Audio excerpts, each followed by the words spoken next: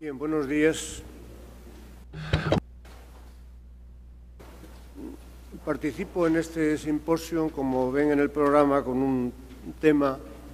radicalmente distinto y probablemente más aburrido que el que acaban de escuchar. Me han atribuido la explicación de la política interior del rey Carlos. No es fácil definir o acotar qué significa el término política interior. Ahora, si nos atenemos a las competencias de los ministerios del Interior de nuestro tiempo, parece que es la actividad concerniente al orden público, a la policía de costumbres, pero yo entiendo que política interior, ahora también, en cierta medida, pero desde luego en la época del rey Carlos, significa todo lo que no es política exterior. Se delimita de esta manera: las acciones de organización del Estado y todo lo que tiene que ver con la acción del Estado para procurar el bienestar, o como se dice en el tiempo, la felicidad de los súbditos. De modo que voy a acotar mi intervención, que procuraré terminar a las 12:15, según me han indicado, refiriéndome fundamentalmente a los problemas que tiene que abordar el reinado de Carlos III respecto de la organización de la estructura del Estado, y luego examinar cuáles fueron sus fundamentales políticas, tanto en el plano de la acción económica como en lo que concierne a las reformas y actividades de carácter social. En el tiempo de Carlos III, los gobiernos y las políticas fueron en alguna medida, continuadoras de las de los primeros Borbones y también las de los últimos Austrias, en cierta medida. Algunas, sin embargo, fueron radicalmente originales del periodo de Carlos III y determinaron también acciones políticas y de reforma de las estructuras estatales que se producirían a comienzos del siglo siguiente, a comienzos del siglo XIX, con el constitucionalismo. Atenderé, por tanto, sucesivamente a las acciones que siguen los Borbones en general y el rey Carlos en particular respecto de la organización del Estado en primer lugar. La llegada de la monarquía borbónica a España, que se produce en 1700 con la muerte de Carlos II, determina, según han establecido todos los estudiosos, un cambio que se asegura que es radical de las estructuras del Estado, de una forma de gobierno, de una forma de Estado profundamente descentralizada, basada en los diferentes reinos que componen la monarquía, cada uno de los cuales tiene sus propias instituciones y sus propias leyes. Se pretende pasar, bajo la influencia de la monarquía francesa, a otro modo de organización que tiende a la centralización del sistema político, a la uniformidad de las estructuras y a la igualación también, a la uniformidad por lo que concierne al derecho, a las normas que se aplican en cada parte del territorio. El momento propicio para generar ese cambio fue la derrota final de las regiones levantiscas que se habían puesto del lado de los intereses del archiduque de Austria, cuando Felipe V va conquistando en el marco de la guerra, va venciendo en el marco de la guerra de sucesión, primero en Valencia, luego Aragón y así sucesivamente los demás territorios partidarios del archiduque, va cobrando motivos adicionales que expresa en los decretos de nueva planta para establecer estas nuevas formas de organización. Dicta los llamados decretos de nueva planta entre 1707 y 1716, el primero para Valencia y Mallorca y el último para Cataluña, en los cuales se establecen dos principios esenciales. Primero, que las leyes de Castilla serían de aplicación en toda España, y segundo, que la organización de Castilla sería el modelo a seguir, el modelo que se implantaría en el resto del territorio. Los decretos de nueva planta suponen una renovación organizativa muy importante, pero que no puede ejecutarse en un solo momento ni por el rey Felipe, sino que en ese empeño de modificar las estructuras de gobierno y administrativas del país están también los monarcas sucesivos hasta llegar al rey Carlos. El resumen que se han hecho de estas operaciones que implican los decretos de nueva planta tienden a decir que en aquel momento, a principios del siglo XVIII, se cambia un sistema polisinodial de gobierno por fórmulas monocráticas del gobierno basadas en las secretarías de Estado. El régimen polisinodial era el característico del régimen austracista de los siglos anteriores, el que había imperado en España prácticamente desde los monarcas católicos hasta finales del siglo XVII. Consistía en la atribución de las grandes decisiones de gobierno a órganos colegiados, los consejos, Consejo de Estado, Consejo de Castilla, Consejo de Indias, los consejos que estaban integrados por una pluralidad de personas que resolvían o proponían al rey la resolución de los asuntos que se sometían a su criterio y consideración. Esto, teóricamente, habría sido sustituido a partir de los decretos de nueva planta por las secretarías de Estado, fundadas a partir de una nueva práctica de gobierno que Luis XIV induce a su nieto, que es gobernar a través de personas próximas a él, el despacho, del que luego van a derivar las llamadas secretarías de despacho. Al principio una sola Secretaría de Estado y de Despacho Universal, que sería la que asistiría a Felipe V, luego desdoblada mediante un decreto de 30 de noviembre de 1714 en Secretarías de Estado, de Guerra, Gracia y Justicia y Marina e Indias.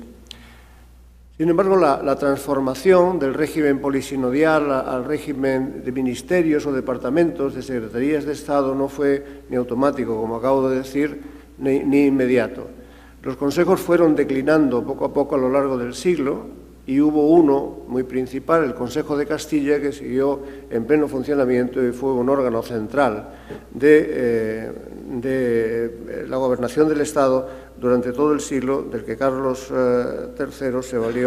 se valió mucho. Se mantienen las secretarías de Estado e incluso en tiempos de Carlos III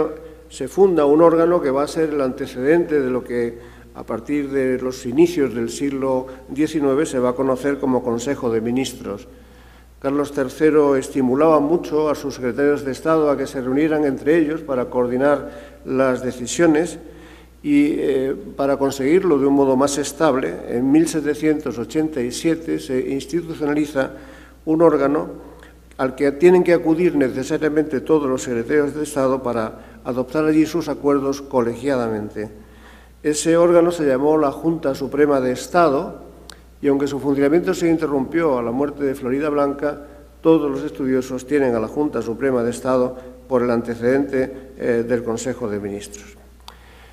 Para estructurar de un modo distinto, para institucionalizar de un modo distinto, articular mejor las diferentes piezas del Estado de la monarquía borbónica, hacían falta al menos 4 bloques de acciones. Unas conciernen a la administración central, que es de las que estoy hablando, reestructurar el gobierno, cambiando el régimen de consejos por el régimen de secretarías de Estado. El segundo se refiere a la propia organización territorial del país, las divisiones del país para establecer demarcaciones donde se situaran personas responsables de la administración local o de la administración territorial no era un asunto fácil entonces. Los monarcas hasta el siglo XVIII prácticamente no conocían el territorio, ni la población, ni las características de las diferentes demarcaciones en que se dividía. Había un conocimiento vago de todo esto. Por tanto, los miembros de los gobiernos borbónicos, una de las cosas de que se preocupan es de conocer bien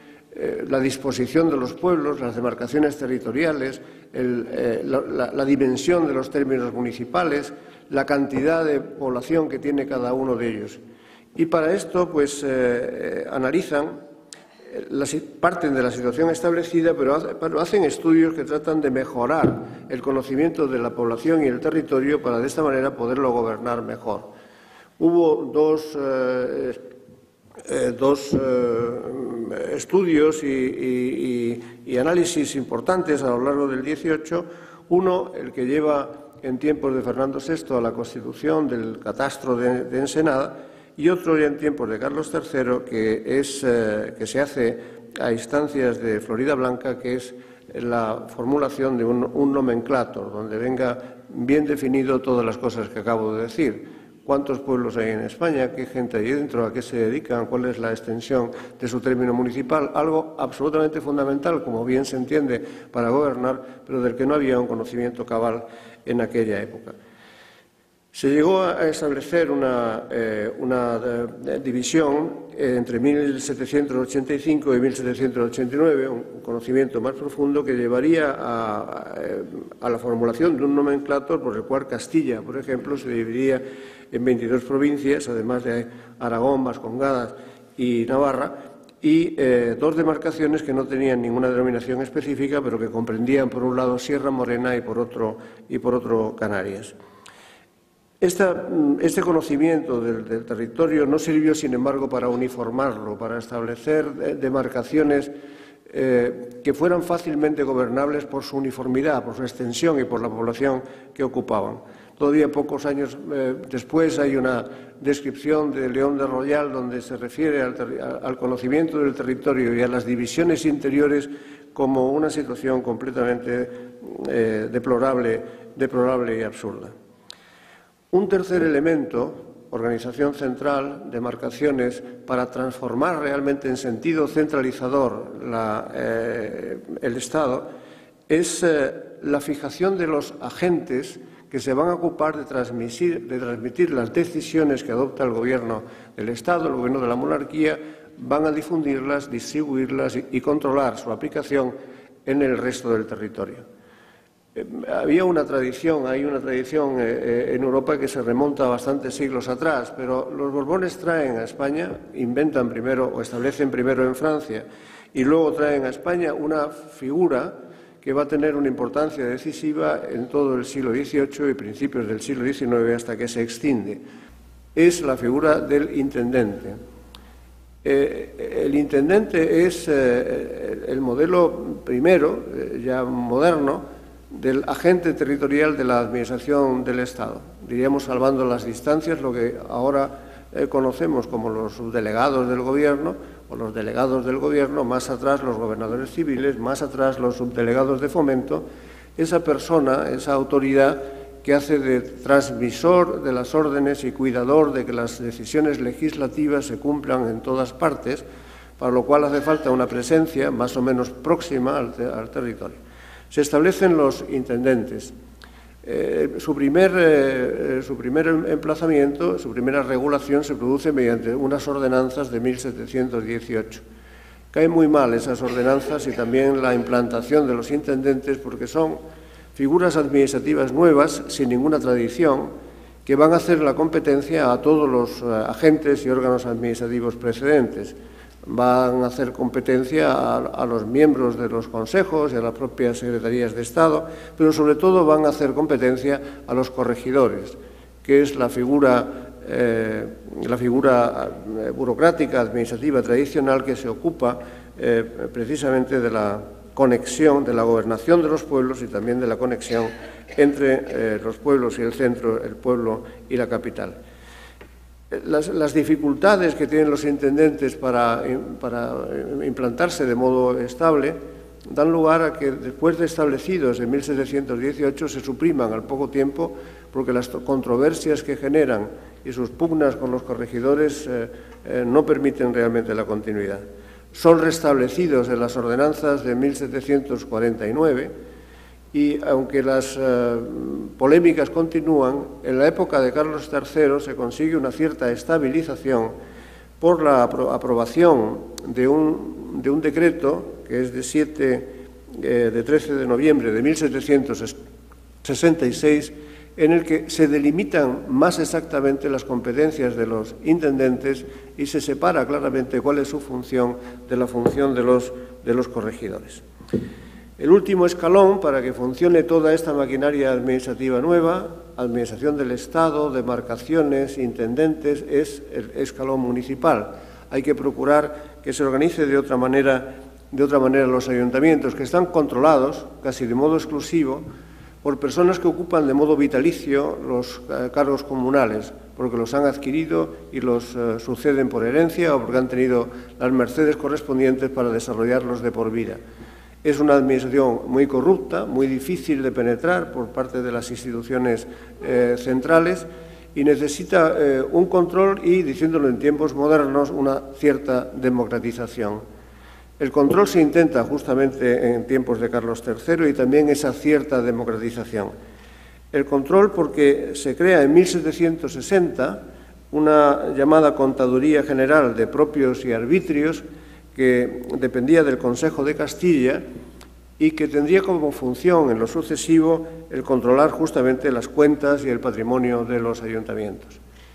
La democratización, entre comillas, por su parte, vendría de la mano del establecimiento de dos nuevos órganos municipales, de dos nuevos diputados, de los que hablaré un poco más adelante, que son o que fueron el diputado del común y el síndico personero, que tenían frente a las características de los cargos municipales anteriores, que estos fueron de carácter electivo. Se consiguió en este periodo realmente una transformación general de la administración y una unificación, como se pretendió al principio, del derecho vigente en España. La verdad es que el balance no es radicalmente negativo, pero tampoco se puede decir, como no es habitual que se escriba, que se produjo esa transformación del régimen polisinodial al régimen ministerial, ni que España, a partir de 1714, fue un Estado regido por unas mismas leyes. Conviene esto tenerlo presente y aclararlo, porque hoy mismo estamos todavía en disputa acerca de si el derecho del Estado se ha aplicado siempre en toda, el derecho de Castilla se ha aplicado, o hemos tenido siempre un único derecho en España, o se ha mantenido la fragmentación. La fragmentación del derecho se mantuvo de modo persistente durante el siglo XVIII y también durante el siglo XIX. La razón es que no se produjo realmente una unificación del derecho español con ocasión de los decretos de Nueva Planta ni la sucesión de los Austrias por los Borbones. Más cierto es que lo que sucedió es que el rey Felipe eliminó los fueros en las provincias que le habían sido hostiles, en los territorios que le habían sido hostiles, pero no en los demás. Esto determinó que donde había fueros específicos y las provincias no habían combatido en su contra, como las provincias vascas y Navarra, los fueros se conservaron. Por lo tanto, ahí había una excepción de principio al régimen de la uniformización jurídica. Pero otro más importante fue el de Cataluña, donde realmente el decreto de Nueva Planta de 1716, el último de los decretos de Nueva Planta, preserva el derecho privado, unifica y elimina las peculiaridades institucionales de carácter público, las instituciones propias de gobierno de aquella región, pero no el derecho civil, que era entonces, como decir, todo el derecho que rige las relaciones entre particulares. Ese derecho fue conservado. Fue conservado y, en fin, por no entretenerles mucho en la suerte y la evolución de esa conservación, fueron tan lúcidos los juristas catalanes que supieron montar muchísimas fórmulas de resistencia a cualquier criterio de uniformización. Crean además incluso una escuela de juristas que fue muy significada y supo conectar con las escuelas más prestigiosas en el siglo ya XIX europeas, que tenían por cierto que era mucho mejor y preferente el derecho antiguo, la costumbre, frente a la ley, el derecho nuevo, y consideraban de preferente aplicación la costumbre o la regla creada por los autores, por la doctrina. Esto es la escuela histórica del derecho de Savigny, que se desarrolla en Centro Europa, pero es también la escuela catalana del derecho, que imitando esas se había empezado a formar poco después de la anulación de los decretos por los decretos de Nueva Planta de las instituciones políticas allí. No solo se mantuvo esta especialidad, sino que cuando a partir de las Cortes de Cádiz y de la Constitución de 1812 se programa como absolutamente una necesidad imprescindible que en España haya unos mismos códigos de las materias principales, un único código penal, un único código civil y mercantil, unas únicas leyes procesales,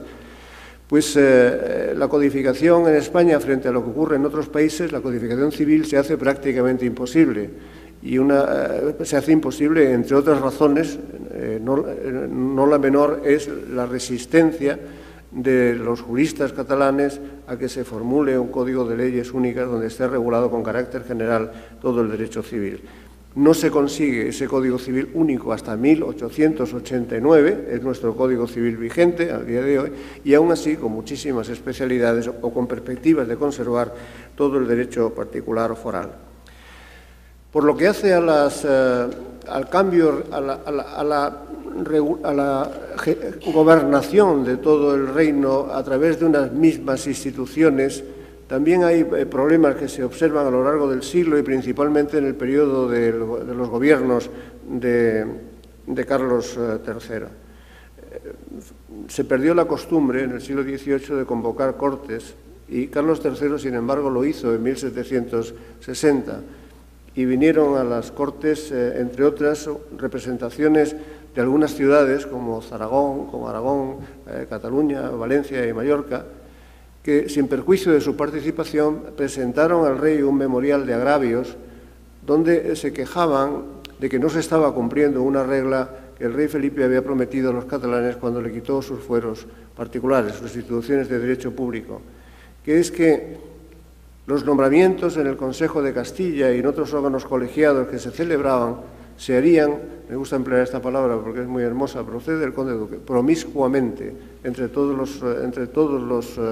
originales de los diferentes territorios. Es decir, no se reservarían esas plazas para los castellanos, sino que se designarían para ellas también de modo equitativo los procedentes de para los originales de otras regiones.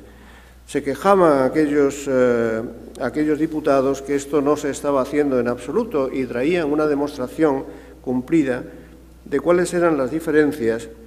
en qué radicaban sus quejas respecto de las discriminaciones que se estaban produciendo respecto de los nombramientos que ellos clasificaban en plumas, togas e iglesia. Las plumas, según el memorial, eran oficios que estaban todos bajo el dominio castellano de un modo completo, comparado con lo que se había dado a los naturales de otros reinos. Los castellanos habían ocupado, decían, la mayor parte de los empleos, no ya de las oficinas de la corte, sino también en las provincias y en las ciudades capitales, donde se podía ver que las regidurías se habían dado a muchos que no nacieron en ellas, se quejan. En cuanto a las iglesias, este es un dato curioso pero importante, iglesias son los cargos eclesiásticos, naturalmente. En el memorial se decía que son cerca de 100 las mitras que vuestra excelencia provee en sus dominios. Las de la Corona de Aragón son 19 y en estas tienen solamente 2 los aragoneses, 3 los catalanes, otro un valenciano y uno un mallorquín. Y parece que habrán sido muy pocos los consultados para obispados, siendo muchos los curas, canónigos y generales de las sagradas religiones naturales de aquellos reinos, sujetos muy beneméritos por su virtud y literatura. Y, en fin, las togas, que se referían a los cargos en los consejos, que era un bloque que era el de los cargos en los consejos, se decía que las desventajas de los miembros de la Corona de Aragón eran muy notables. En las chancillerías y audiencias de Castilla y en el Consejo de Navarra son más de 100 las plazas, de las cuales obtienen 2 los aragoneses y otra un valenciano. En las audiencias de la Corona de Aragón manifestó la majestad del señor Felipe V su voluntad, por muchas justas razones, que a lo menos la mitad de sus ministros fuesen nacionales, y componiéndose como se compone de 55, solo 20 son naturales de aquellos reinos. En fin, seguían las quejas, que les traigo y explico solamente para probar que no se había estabilizado ni con mucho, ni siquiera el sistema de consejos, mucho menos sus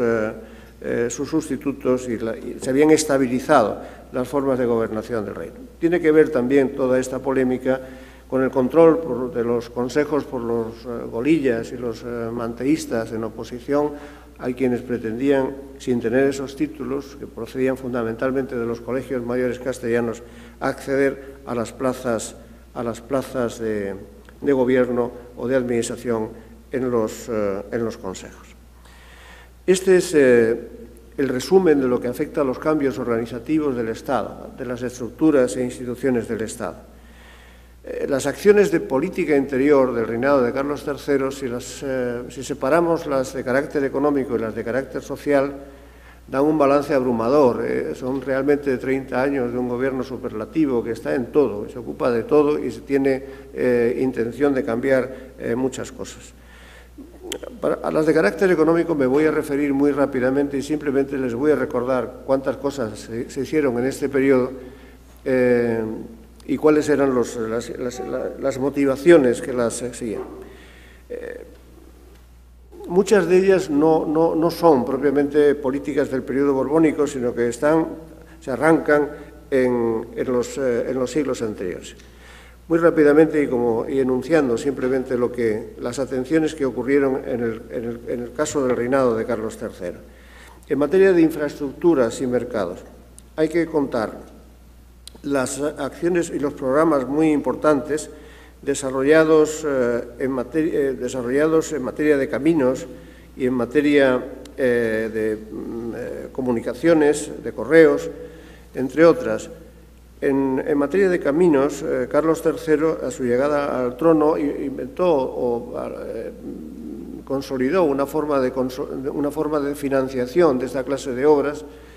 que en los periodos austracistas anteriores habían dependido sobre todo de los pobladores, de las zonas por las que pasaban los caminos correspondientes. Las sextaferias se llamaban esas contribuciones.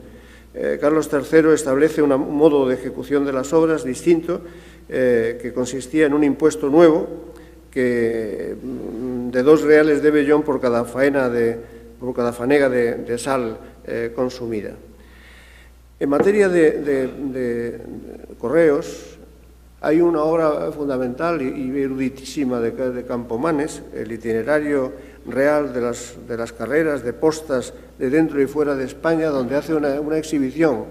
don Pedro, de conocimiento realmente de la historia de las postas asombroso. Estudia desde dónde viene esa actividad del correo, que es un servicio a cargo del rey,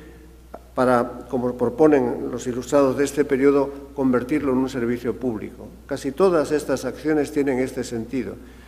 Servicios nacidos como servicios al monarca, servicios de casa, se van transformando en servicios públicos en las áreas en las que el gobierno se va ocupando. En materia de correos y postas hacen los gobiernos ilustrados un trabajo importantísimo que va desde la ordenanza que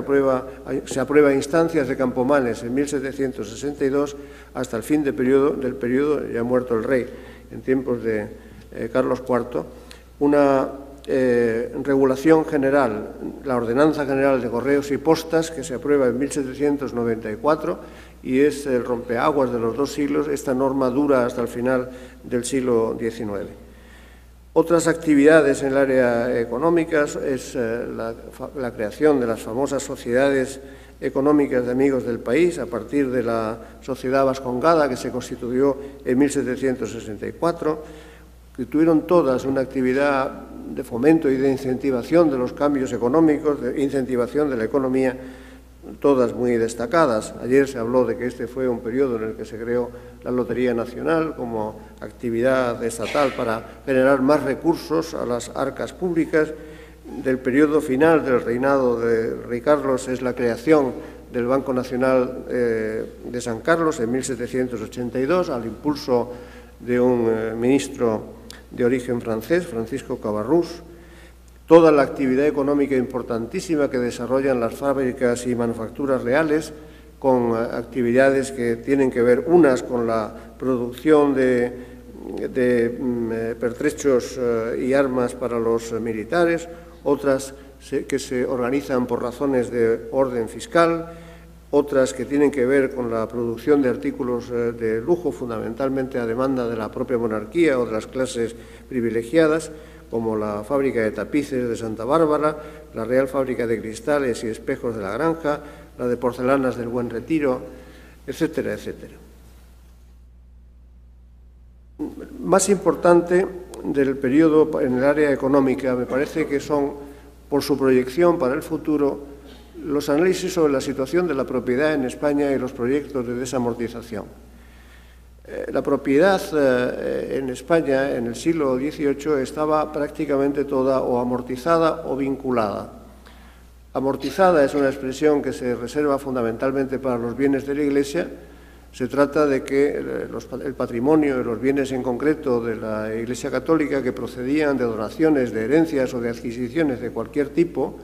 obtenían de la corona el privilegio de la amortización,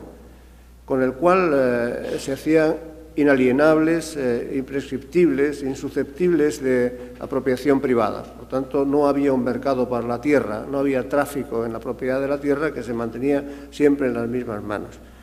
Además de ese privilegio de la amortización, el resto de la propiedad estaba igualmente vinculada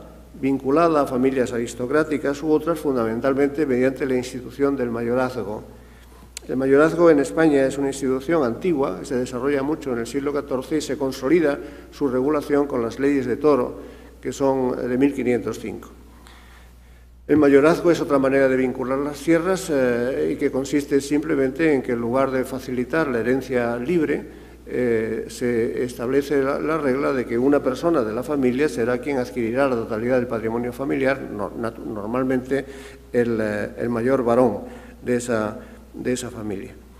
Era otra manera de evitar que la tierra circulase, que cambiase de propiedad, de que ese activo social tan importante produjera beneficios, produjera riqueza, porque estas manos muertas no atendían suficiente, no cuidaban suficientemente de su productividad. En el siglo XVIII tienden a no constituirse más mayorazgos y evitar también o procurar que la tierra se desamortice, se desvincule y se desamortice. Estas dos medidas son de una importancia, de un alcance revolucionario que bien se comprende en un momento en que realmente las clases altas, por un lado, y la Iglesia, por otro, dominan una parte muy importante del poder. Con los mayorazgos, los ilustrados de los gobiernos de Carlos III lo que procuran sobre todo es que no se amplíen, que no se creen más, porque ahora en esa época en la que se está desarrollando una burguesía adinerada, lo mismo que habían hecho los nobles con los mayorazgos antiguos, pretenden esta nueva burguesía adinerada hacer con su propio patrimonio, y se empiezan a crear mayorazgos que se denominan mayorazgos cortos para diferenciarlos de los anteriores. Actúan los ilustrados contra esos mayorazgos cortos para impedir su proliferación, porque en tal caso todavía la vinculación de la tierra sería mucho mayor. Contra la amortización hay también muchos intentos de actuar. Están muy atentos nuestros ilustrados a lo que ocurre con las teorías económicas más modernas que se están desarrollando en los países vecinos. Sorprende que la riqueza de las naciones, la obra básica de Adam Smith, que se publica en 1776, ya la conoce Campomanes al día siguiente o al poco tiempo, y es el primero que manda a hacer una traducción, que luego no llegó a publicarse, pero es una traducción hecha por el Colegio de los Escoceses de Valladolid. Y la que más se difundió es la que se hizo en 1792, que se denominó Compendio de la obra inglesa intitulada Riqueza de las Naciones. El autor de esa difusión fue José Alonso Ortiz. Bien, estas ideas de Adam Smith se absorben, se tienen en cuenta por los gobiernos de Carlos III y, entre otras cosas, intentan, como decía, maneras de producir una desamortización de la tierra. El Consejo de Castilla estudia esta cuestión, y Campomanes de nuevo hace otra de esas obras formidables a las que debía tener acostumbrados a sus coetáneos. En 1765 publica el Tratado de la Regalía de la Amortización, que es un informe realmente para el Consejo de Castilla, pero donde están los primeros postulados y las primeras razones de por qué la tierra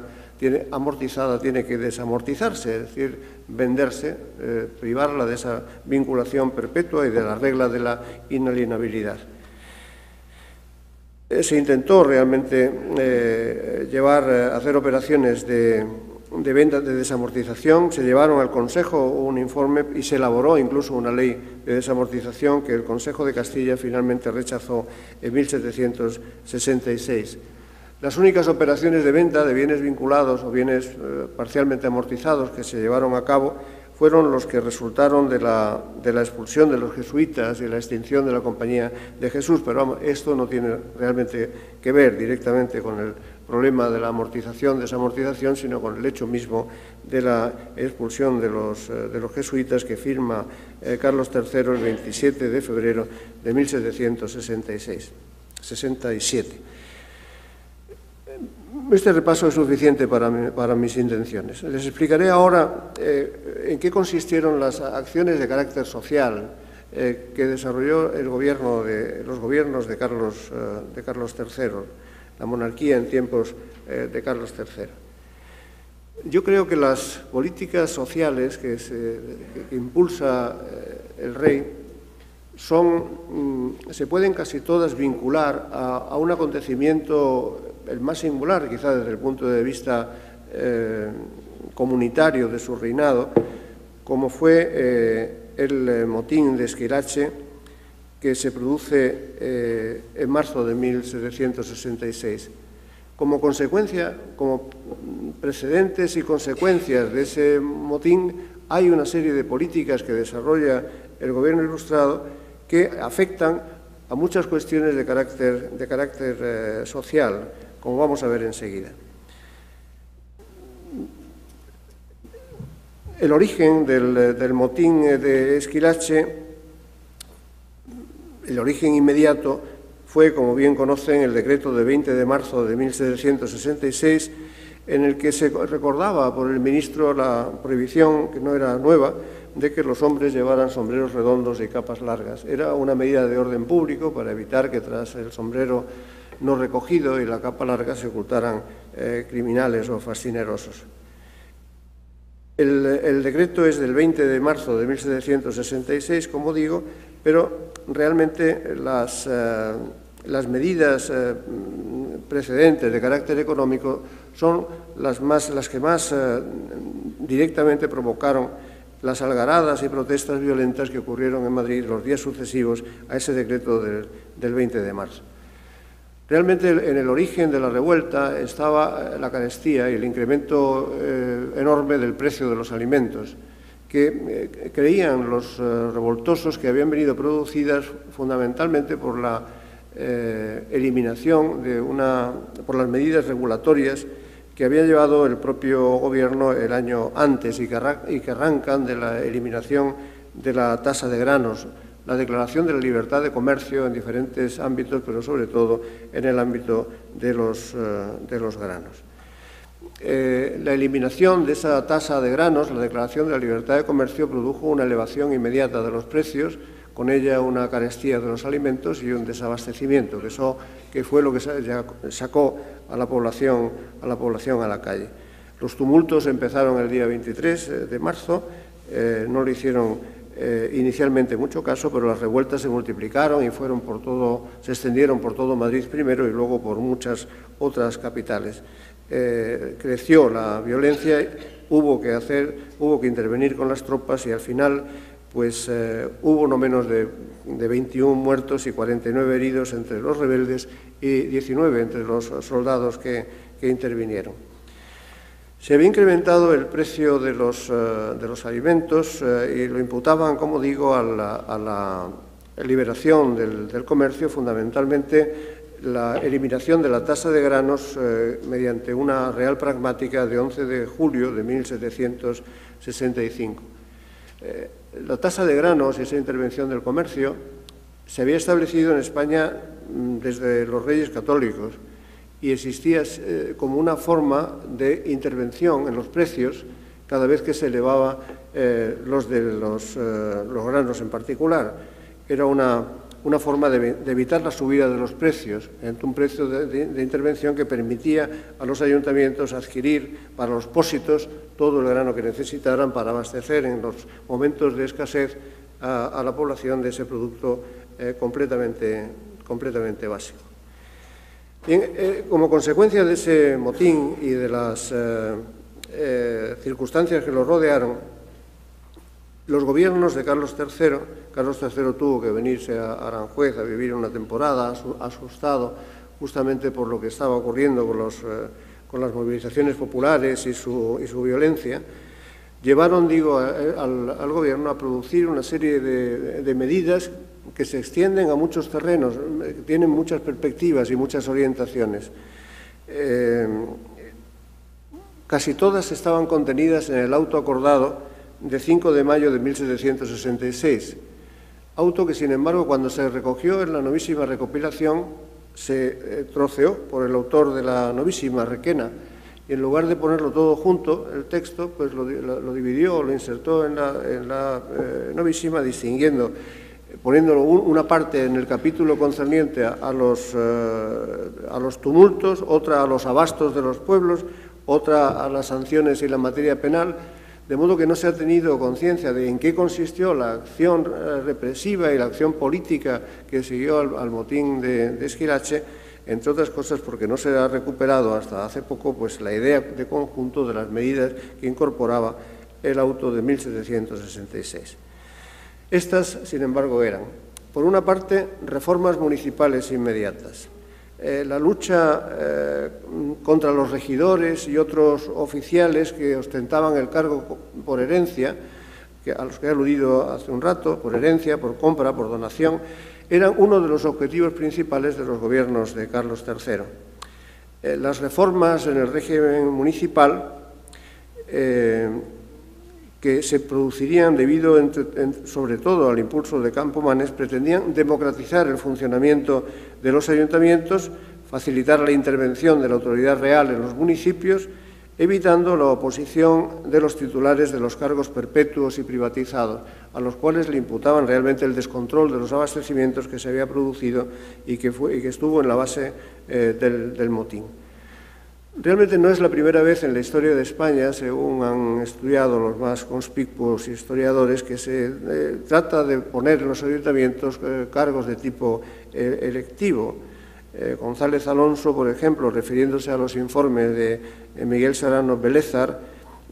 sitúa a los primeros procuradores pecheros hacia 1349 en Madrid.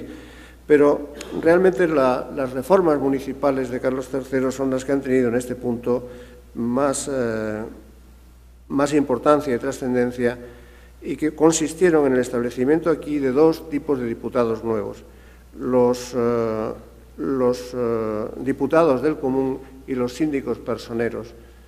Los diputados del común y los síndicos personeros eran concejales elegidos, por traducirlo al lenguaje actual, concejales electos,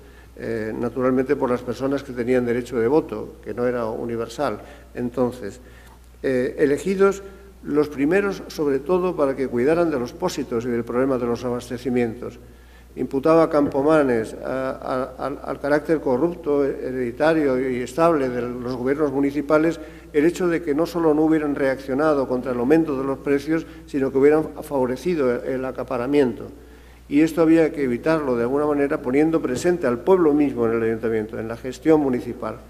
De eso se ocuparía el diputado del común, que estaría atento a todas las operaciones que se hacen con los pósitos, todo lo concerniente al abastecimiento de granos, todas las circunstancias que conciernen a la carestía de la vida, el control realmente de esos productos.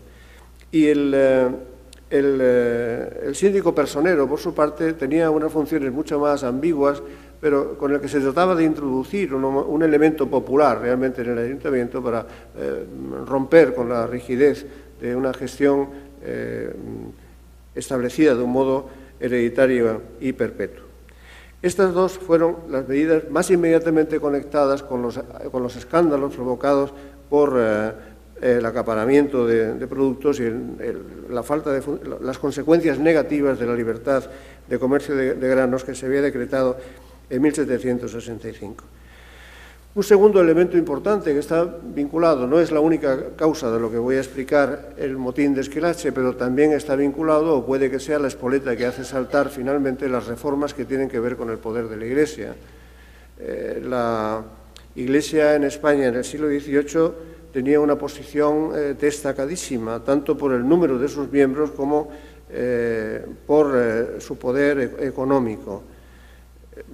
Decía Lynch que hay en España en ese periodo no menos de 150.000 eclesiásticos, el 1% de la población, que era de 10 millones de habitantes y medio. Respecto de su patrimonio, en Castilla poseía el 15% de la tierra y acumulaba el 24% de las rentas agrícolas totales.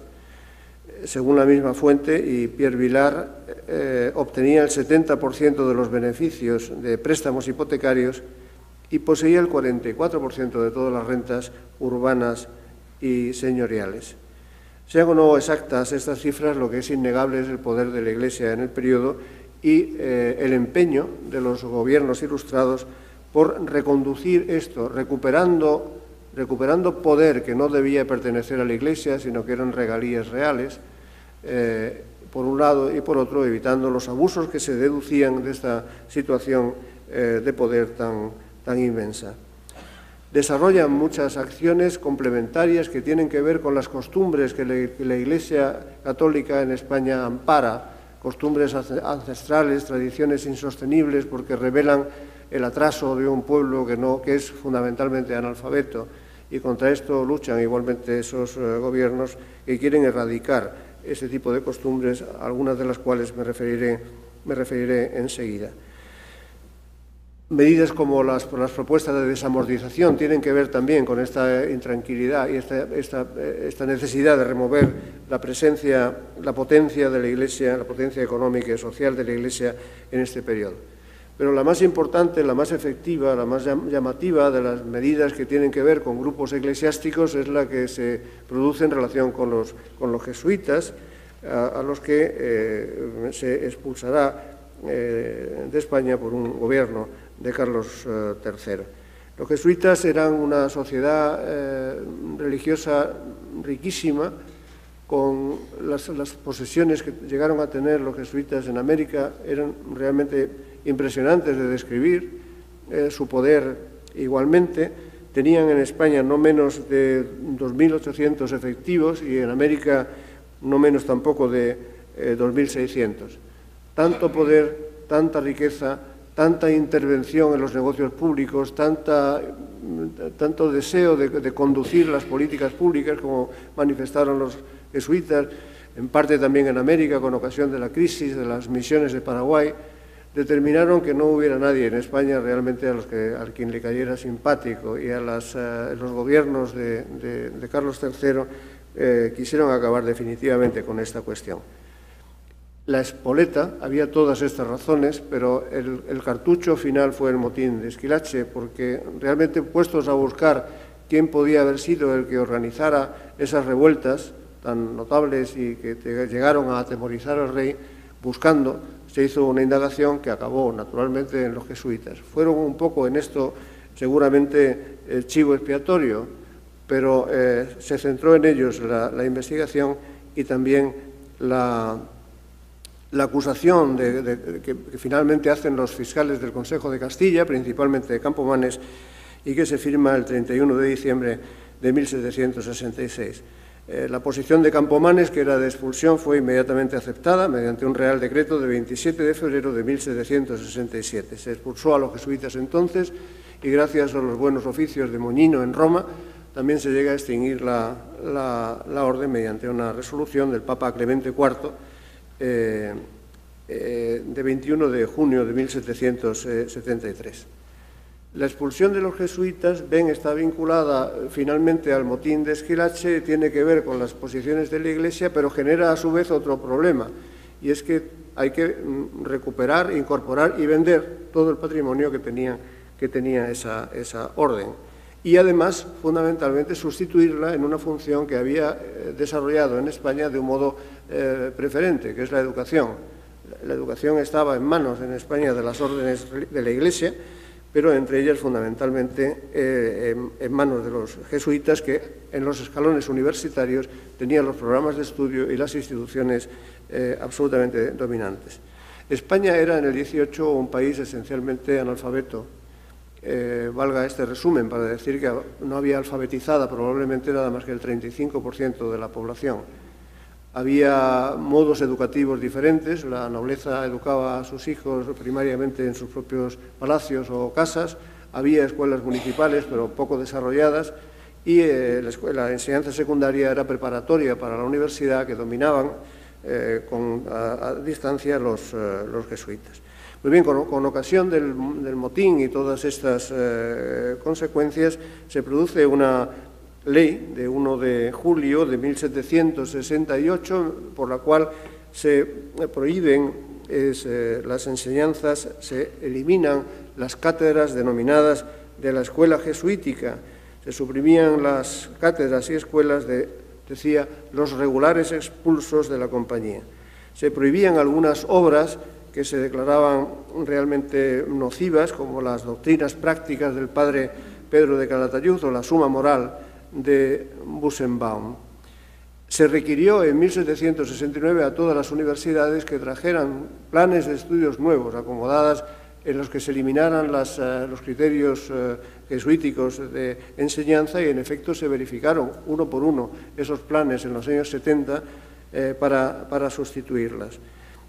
Algunas medidas pues, son de una rotundidad y rigidez absoluta. Se produjo un escándalo en Salamanca porque un bachiller había hecho una tesis sobre las regalías, criticándolas. Se llamaba Ochoa, y su acción y su tesis produjo tal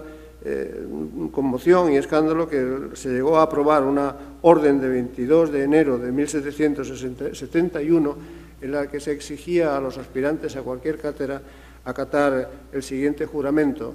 que lo tengo en latín, pero se lo leo en latín porque no es nada difícil de entender. Etiam juro me nunquam promoturum, defensurum, docturum, directe neque indirecte, questiones contra autoritatem civilem reiaque regalías. Nada se puede decir contra el poder del rey, y menos tratar de perturbar lo que estaba haciendo la corona para la recuperación del poder propio, de la soberanía propia que debía residir en ella y no estar disperso mediante esas cesiones y mucho menos cesiones perpetuas que habían hecho los monarcas anteriores. Otra acción importante y casi coetánea es la acción contra los colegios mayores, que se habían convertido en núcleos de selección de los candidatos a ocupar las grandes plazas en los consejos del rey. De los colegios mayores iban directamente a esos lugares y había un sistema de selección que impedía cualquier desviación.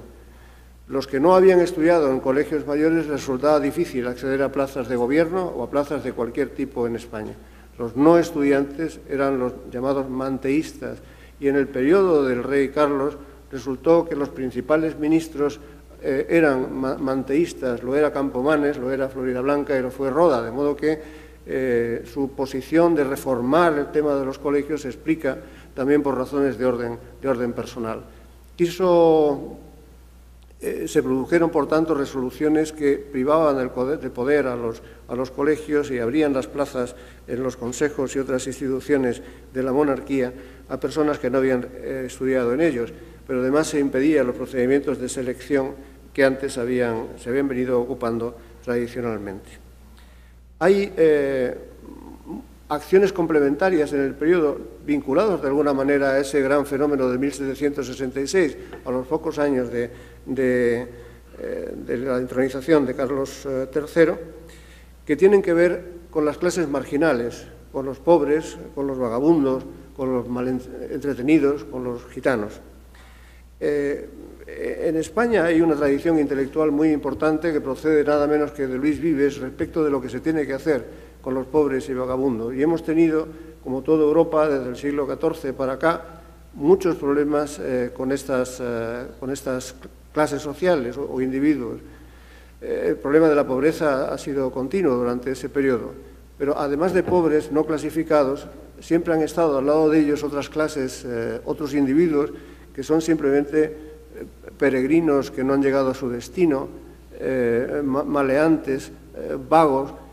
a los que era difícil aplicarles una política distinta cuando se hacían acciones en relación con los pobres. Luis Vives fue el primero entre nosotros que hizo un ensayo muy influyente en la Europa central del siglo XVI, el de Subventione Pauperum, donde establecía propuestas que se estaban empezando a generalizar en la Europa protestante en su tiempo, que consistía en que había que separar, quitarle a la Iglesia la atención a este tipo de gentes y convertirlo en una acción municipal.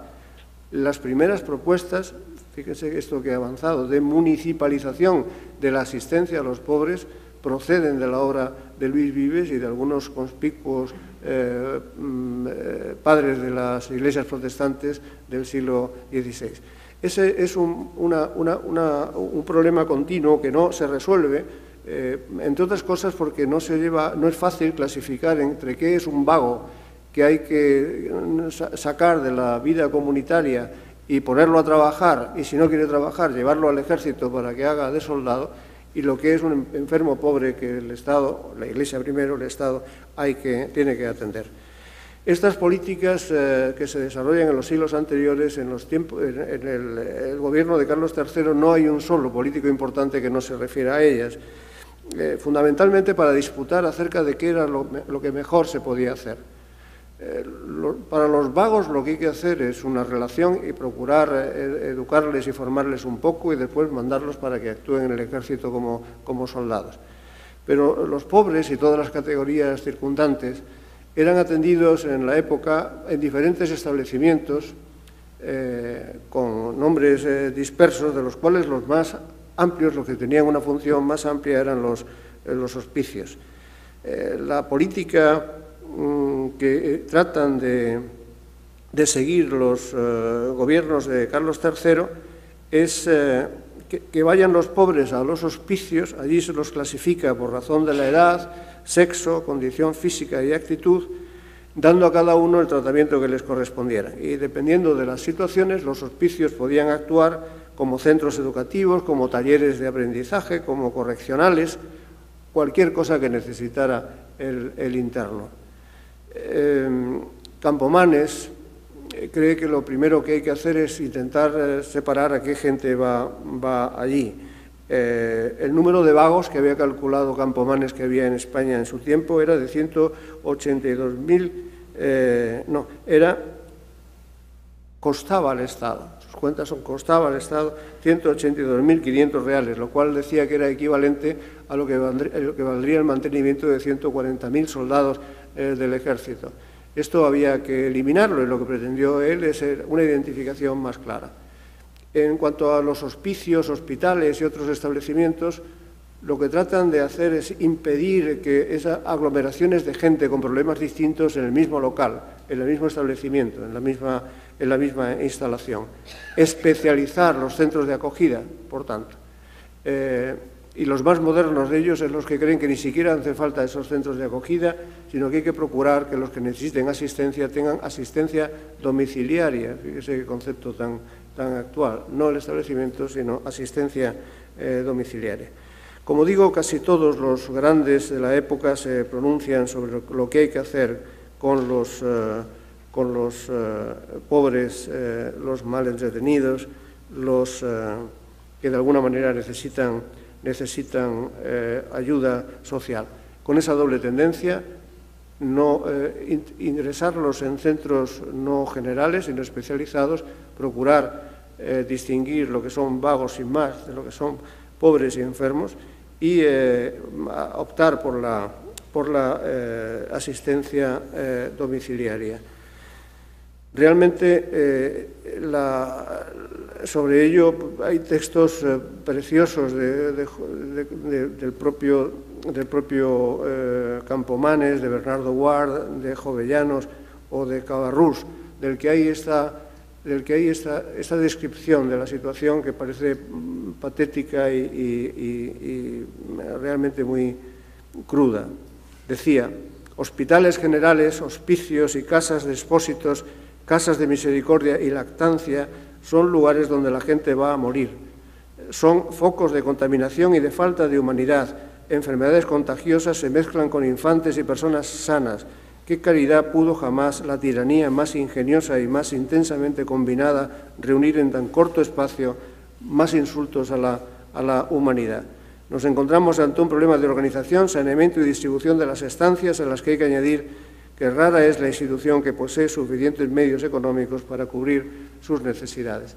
Políticas de alguna manera vinculadas al gran fenómeno de 1766, donde hay una conmoción que tiene estas salidas. No todo se debe al motín, pero el motín es un elemento de impulsión de las políticas. También entre las clases marginadas, los gitanos, sobre los que había habido durante toda la etapa borbónica un trato que era preferentemente represivo. Los gitanos es una casta o clase social a la que hay que procurar encerrar o extinguir o apartar de las ciudades. En los tiempos del hermanastro de nuestro rey Carlos, de Fernando VI, hubo una resolución de 1749 que se denominó la Gran Redada, donde trataron de agrupar a todos los gitanos y a tomar con ellos medidas decisivas, definitivas, que sin embargo fracasaron. Campomanes, que estaba en todas las partes y hablaba sobre todas las cosas, hizo un dictamen también en 1763 sobre gitanos, con la misma dureza, por cierto, que el precedente de 1749. Pero se producen en el periodo diversas medidas, iniciativas legislativas que concluyen en una pragmática de 1783 mucho más modulada, con un problema que ya no es un problema estrictamente religioso ni racial, es un problema cultural. La cuestión, tal y como se enfoca entonces, también con mucha modernidad, es que estas gentes son personas grupos que no quieren incorporarse a las costumbres, a las tradiciones, al modo de vida de la sociedad que tiene generalmente la sociedad, y por tanto lo que hay que procurar es integrarlos, atraerlos y que se conviertan a esta nueva cultura, esta cultura diferente. En los tiempos de la pragmática de 1783 se habían integrado no menos de 9.000 gitanos y 1.200 más se incorporaron inmediatamente después y como consecuencia de esa resolución. Les digo dos cosas más sobre otras costumbres patrias que también tratan de eliminarse y que de alguna manera están vinculadas a la facilidad con la que se producen algaradas, tumultos o alteraciones posibles del orden. Algunas de las que atacan los gobiernos ilustrados son las cofradías, las procesiones y también otra clase de supersticiones que ahora diré. Respecto de las cofradías, había habido acciones por los gobiernos anteriores, incluso por los gobiernos austracistas, que llegaron a prohibir las cofradías o al menos algún tipo de clase de ejercicio procesional. Había una distinción en los periodos anteriores al reinado de Carlos III en las cofradías entre los hermanos de luz y los hermanos de sangre.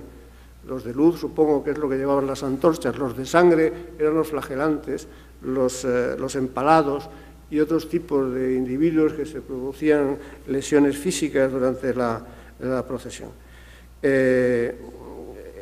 Campomanes, una vez más, acogió una petición que venía de Plasencia, del obispo de Plasencia, en el sentido de que esto había que prohibirlo, y en efecto, a su instancia, se aprobó una real cédula de 20 de febrero de 1777 que ordenaba a las chancillerías y audiencias que prohibiesen las exhibiciones de flagelantes, empalados y análogos en las procesiones de Semana Santa. Y algo parecido ordenaba respecto de las rogativas que se producían muy especialmente con ocasión de las cruces, de las festividades de la Cruz de Mayo. Había también acometidas contra las prácticas de las cofradías, que se diferenciaban en algo a las que todavía hoy se mantienen porque rodeaba la actividad de la cofradía, su organización, un lujo y un dispendio de recursos realmente injustificable. En banquetes, en comidas, en las revestiduras de los santos y las imágenes, en el gasto que todas estas cosas suponían en un marco sociales que no parecían pertinentes. El 22 de febrero de 1769 se aprobaron diversas medidas contra las cofradías razonadas en que sus gastos eran excesivos y los banquetes y comidas igualmente demasiado suculentas y sus actividades en general muy artificiosas. Del periodo son también algunas medidas que ahora nos pueden parecer ridículas o poco explicables, pero tenían mucho sentido en el siglo XVIII. ¿Quién controla las campanas de las iglesias? Las campanas de las iglesias son de la comunidad de la Iglesia Católica, el dueño, el titular del establecimiento, del monasterio, de la parroquia, etcétera, o son una